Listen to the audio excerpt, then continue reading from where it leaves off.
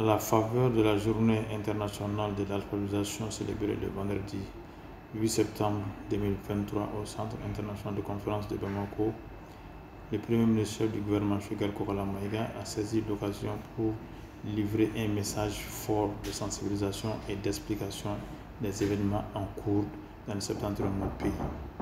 Dans son adresse, le chef du gouvernement a expliqué les enjeux et les intérêts liés au retrait des forces onusiennes de la MINUSMA, avant de rassurer la population sur la fermeté du président et du gouvernement de la transition à maintenir le cap de la libération de notre pays.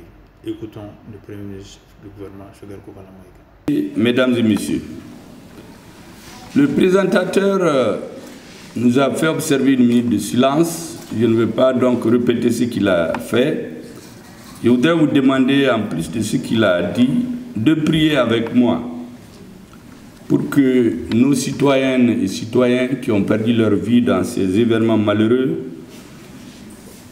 aient leur âme qui repose en paix. Vous savez, toutes les nations, à des tournants historiques de leur vie, pour se construire, se sacrifient et sacrifient des enfants. Les Maliens aujourd'hui retrouvent chaque jour de plus leur fierté et leur dignité. Pourtant, ce sont les mêmes Maliens. C'est parce qu'il y a eu des changements au niveau de notre armée. C'est parce que tous les jours, des hommes et des femmes se sacrifient partout au Mali. C'est ce qui fait que nous pouvons nous réunir tranquillement dans une salle aujourd'hui, sans regarder à gauche, à droite, être sûr que nous allons terminer cette cérémonie tranquillement. C'est grâce à Dieu, mais grâce au sacrifice de nos soldats, auxquels je voulais rendre hommage, à nos populations qui font preuve d'une résilience inouïe, ce qui doit être la caractéristique d'un peuple fort. Je suis convaincu que cette bataille historique, ce virage politique et stratégique que notre peuple est en train de prendre, et beaucoup de peuples africains nous suivent, grâce à notre armée, ce virage-là, nous allons le gagner. Cette bataille sur le terrorisme, le peuple malien va le gagner. Je voudrais donc,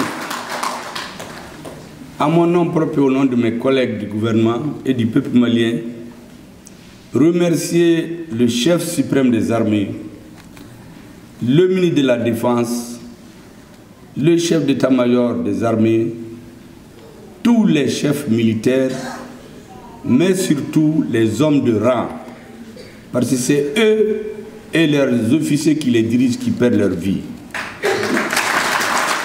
Saluer aussi nos populations qui payent le prix fort, prix que le peuple a décidé de payer, en montrant une résilience sans pareil. Vous savez qu'on est dans une phase sensible, le départ des forces internationales. Il y a des forces que je qualifierais de forces négatives à l'intérieur du Mali, à l'extérieur, qui ont juré que la transmission des bases militaires à l'armée malienne ne marchera pas. Nous aussi, grâce à Dieu, grâce à notre peuple, à la détermination des hommes de rang du Mali, le gouvernement a juré aussi avec le peuple que ça va réussir, Inch'Allah. Toutes ces bases seront prises sans exception. Quel que soit le prix à payer, le peuple malien va le payer. La liberté, la dignité du peuple malien n'ont pas de prix. Elles ont un coût humain, matériel, financier, que nous sommes décidés à faire payer. Et le peuple malien va le payer et gagnera la bataille. Je voudrais donc dire à nos soldats, à nos hommes de rang, à nos populations, que le peuple malien ne les oubliera jamais.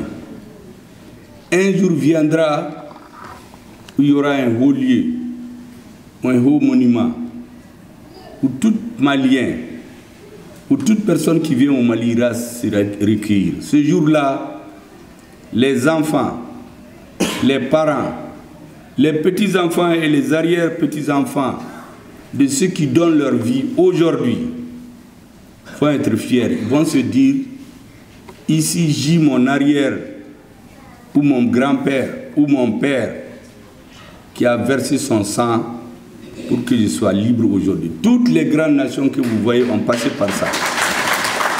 Et c'est ce prix que notre peuple est en train de payer. Et nous allons, ce prix n'est jamais trop grand. Le coût qu'il faut, nous allons le payer. Et je voudrais rassurer nos forces armées et de sécurité, nos hommes de rang, nos populations, que ceux qui sont à la tête aujourd'hui, avec le chef suprême des armées, le ministre de la Défense et les chefs militaires, ne sacrifieront rien. Tout est fait aujourd'hui pour nous perturber. C'est une pression forte qui est exercée sur le peuple malien aujourd'hui.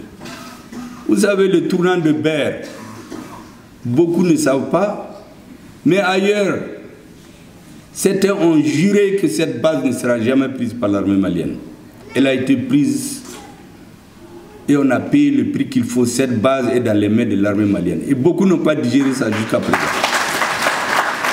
Et donc on a juré de faire payer, en commençant par quoi? Une campagne de démobilisation, de semer la panique dans la région de Tombouctou et frapper dans la région de Gao, déstabiliser les régions du Nord. Ces régions ne seront pas déstabilisées. Elles tiendront ferme le gouvernail du bateau malien et il y arrivera à bon port, Inch'Allah. Au Mali, nous sommes les mêmes.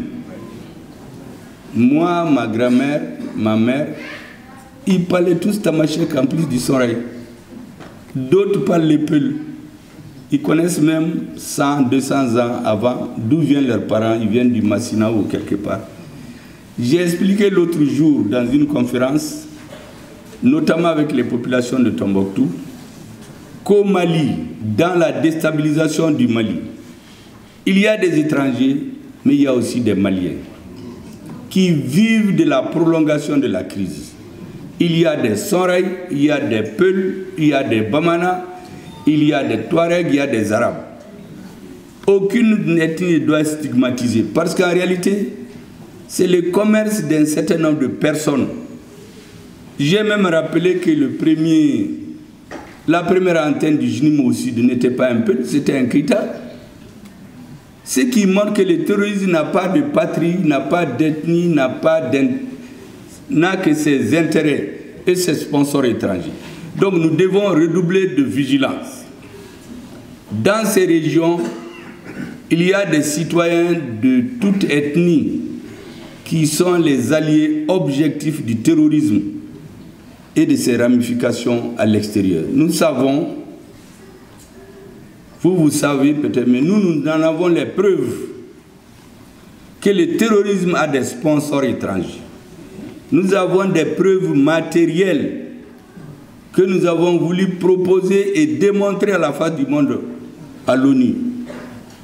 N'était ce que vous savez, le veto qui vient d'où vous savez. Et donc dans cette situation, notre peuple doit être sensibilisé, du plus jeune malien jusqu'au plus ancien. Ils doivent savoir ce qui se passe. Aujourd'hui dans la région de Tombouctou, quand un camion s'embourbe, on dit que c'est parce que la ville est sous embargo. Mais ce n'est pas vrai, les camions s'embourbaient avant. Quand on tombe sur des EI, des bombes improvisées, on dit que c'est parce qu'il y a l'embargo. Mais les EI existaient avant. Sinon, aujourd'hui, je peux vous dire, tout commerçant, tout groupe de commerçants qui veulent aller à Tombouctou, l'armée est prête à les convoyer. Maintenant, quelqu'un qui force pour aller seul, il croise les ennemis du Mali. il règle son compte, on s'en prend à l'armée. L'armée est sur tous les fronts aujourd'hui. Vous aurez constaté, depuis un certain moment, c'est le feu partout au Mali. Au nord, au sud, au centre.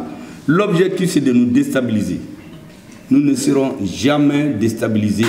Nous ne perdrons pas le sens du gouvernail, parce que nous savons la mission que l'histoire et le peuple malien ont confiée à cette direction.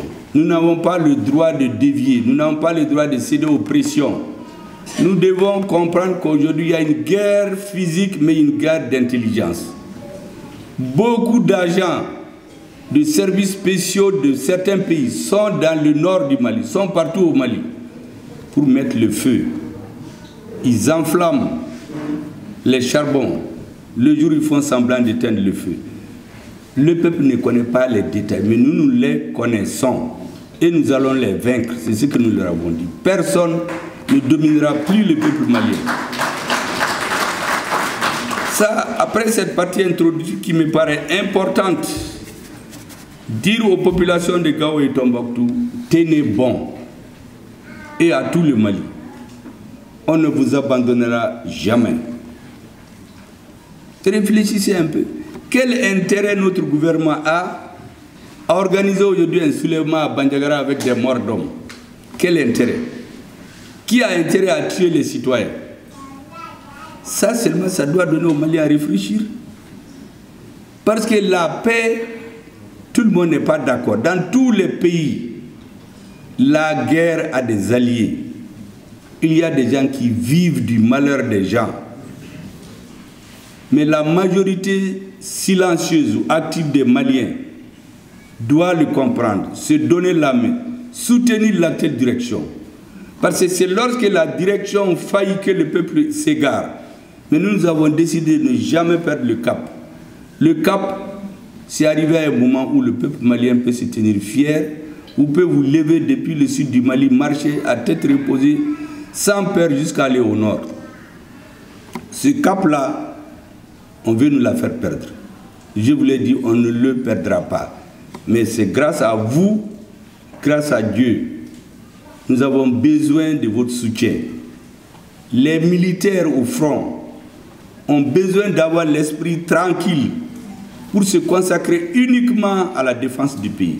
Ils n'ont pas besoin qu'à l'intérieur du pays, leurs femmes, leurs mères, leurs enfants, leurs pères ne mangent pas, ne dorment pas, n'ont pas leur salaire.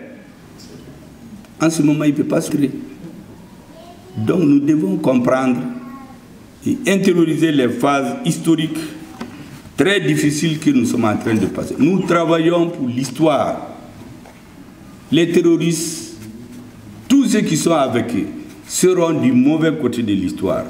Nous serons du bon côté parce que c'est les forces positives qui se donnent la main au Mali pour avancer. Pour finir, le chef du gouvernement a invité les Maliens à l'union sacrée autour des autorités de la transition pour libérer le pays définitivement des dominations étrangères. 22 36 83 ou le 20 22 57 67.